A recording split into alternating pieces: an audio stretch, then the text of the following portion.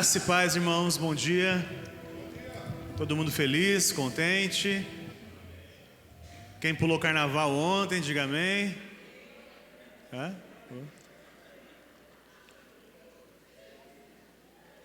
Eu não sei se é um ato falho, eu não sei se não prestou atenção no que eu perguntei. Quem disse amém, por favor, procurar o gabinete pastoral com o pastor Eros mais tarde. Amém. Irmãos, eu tenho 10 minutos para falar com vocês sobre uma conversa difícil. Precisamos ter uma conversa difícil, mas não necessariamente entre a gente. Eu preciso que a gente tenha conversas difíceis. Eu não sei se você concorda, mas tem algumas conversas que você está adiando para ter. Sim ou sim? Existem algumas coisas que você precisa resolver com algumas pessoas que você está deixando rolar, para ver se de alguma forma milagrosa alguma coisa seja transformada e mude. Você não precisa ter aquela conversa difícil.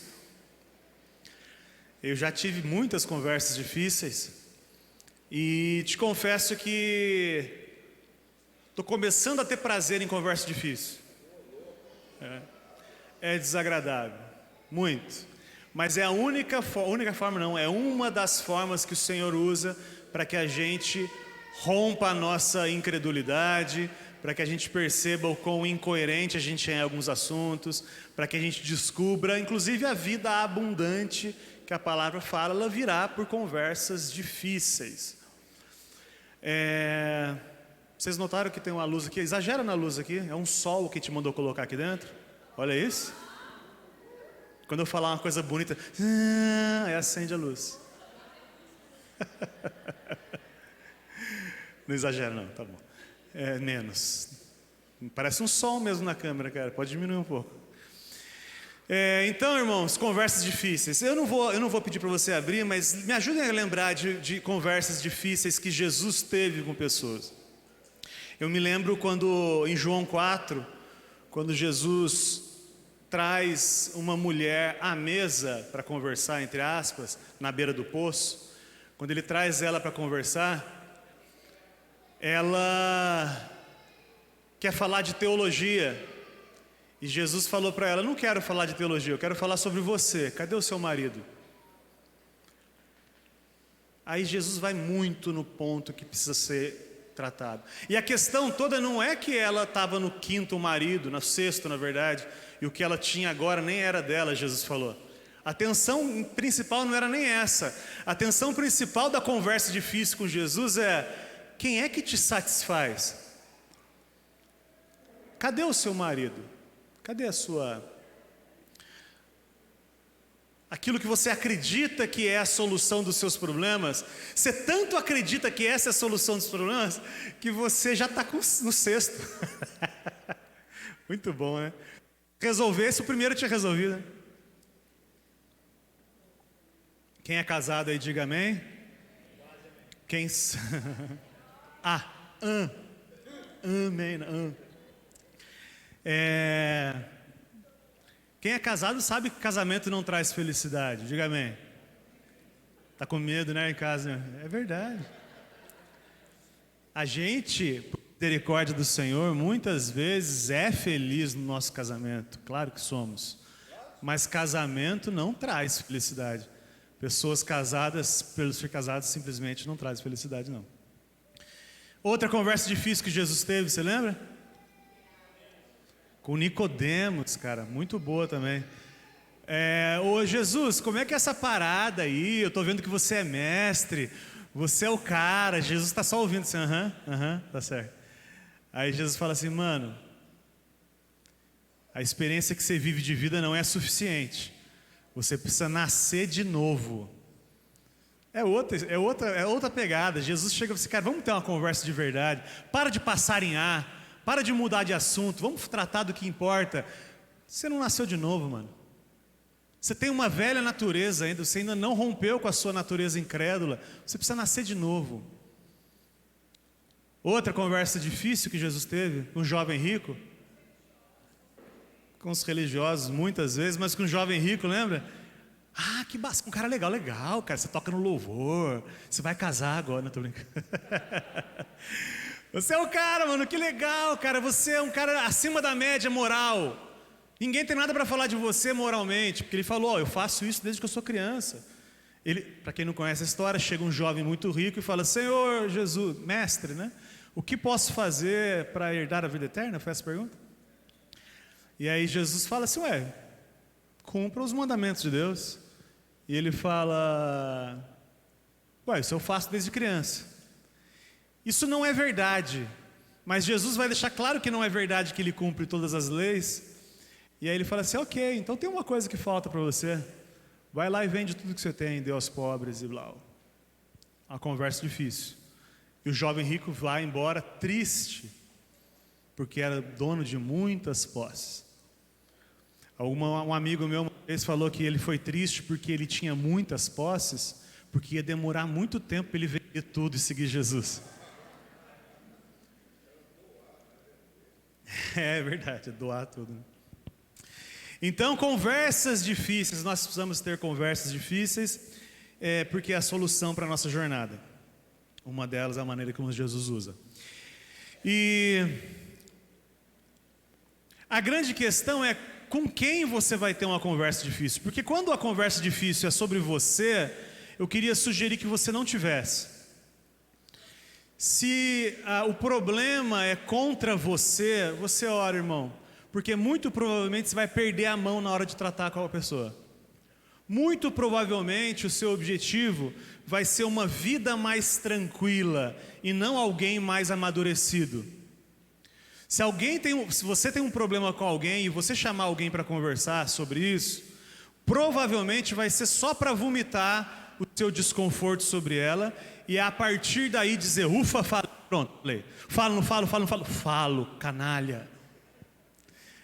Para quem não sabe, a gente teve conversas difíceis de púlpito aqui, né, pastora? Você pode falar? Há uns anos atrás, uma irmã pediu um microfone. Eu queria dar um testemunho. Se ela ainda tivesse falado, vou fazer uma exortação, ainda seria um pouco melhor. Vou dar um testemunho, irmãos. Amém. Pega aí. Ceia, Santa Ceia. Aí, eu queria dizer assim que, olha só, que alegria, viu, tá aqui. Mas eu queria dizer sobre o fulano que eu tenho medo do fulano, porque eu não quero que meus filhos passem na mesma calçada que o fulano. E aí foi falando do fulano, e aquele testemunho lindo de vida. Eu não ia falar, o senhor que sabe. O fulano é o pastoreros, pastoreros. Creia nisso, a irmã falou exatamente isso. Eu perdoo, mas não quero contato. Bom, isso é uma grande idiotice. Então, eu estou sugerindo que, quando a ofensa for contra você, eu acho que a solução é orar mesmo. É orar e estar em paz sobre aquilo. Por quê? Porque o seu objetivo não será a edificação do outro, o seu objetivo será aliviar essa carga de você não ser tratado como essa delícia que você é e como deveria ser tratado.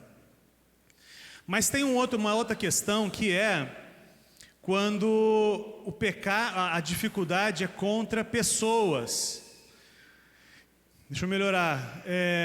Existe alguém machucando outras pessoas, e aí você deve sim se levantar, mas como justiça. Você deve ir lá, no bom sentido da palavra, no melhor das aplicações da palavra, e dizer, cara, a justiça de Deus precisa prevalecer nesse lugar, você está sendo injusto. Mas esse lugar de relacionamento, de conversas difíceis, ela começa num ambiente que é o amor. Se você não ama, você não tem liberdade para falar a verdade para as pessoas. A verdade, ela sempre será a partir do amor. A verdade sem amor, ela é implacável. A verdade sem amor, ela é inclusive religiosa, ela está certa. Mas não tem nada a ver com a edificação do outro. Eu lembro muitas vezes isso aconteceu, de ter alguém muitas vezes mesmo, isso aconteceu, de ter um irmão com uma postura inadequada, e eu sabia que eu estava muito irritado com o irmão, mas eu não queria o bem do irmão, eu só queria que ele não fosse como ele é, porque sendo como ele é, ele me irritava muito. E não fiz nada, e não fui tirar satisfação, fui orar. E depois de algum tempo o irmão já nem era daquele jeito mais. Então isso pode acontecer também. Quando você vai tratar alguém e você tira o pé porque a sua intenção é errada, sim, as pessoas são transformadas. Nós estamos sendo transformados, inclusive através de outros irmãos. Outros irmãos que não você. Se você está irritado, ora para que Deus levante um outro irmão curado, para que trate aquilo com o irmão, porque senão não haverá transformação. A verdade esfregada na cara das pessoas não traz transformação. O que traz transformação é um relacionamento de amor. Eu vou repetir isso para você. É que eu vou falar semana que hoje à noite. Hoje à noite eu vou falar sobre isso. A verdade, simplesmente verdade, não traz necessariamente transformação. Ficou ruim a frase, né, construção. Como regra, a verdade pela verdade não traz transformação. Se fosse assim, a gente juntava todos os crentes do mundo. Falei isso semana passada aqui? Junta todos os crentes do mundo, vão pagar uma transmissão de 30 segundos no Jornal Nacional, dizendo que Jesus Cristo é o Senhor, e pronto, está todo mundo evangelizado e convertido. Assim acontece? Não seria mais fácil se fosse assim? A gente esfrega a verdade na cara das pessoas. Até quantos minutos que eu tenho? É porque eu não vi o começo. Um texto que o pastor Eras quer sugerir, diga, pastor. Romanos 15, 14 diz assim: eu próprio, irmãos, estou certo a respeito de vocês. Vocês estão cheios de bondade, cheios de conhecimento, podendo admoestar uns aos outros. Vocês estão cheios disso aí, vocês têm liberdade para isso. A intenção pela qual você faz isso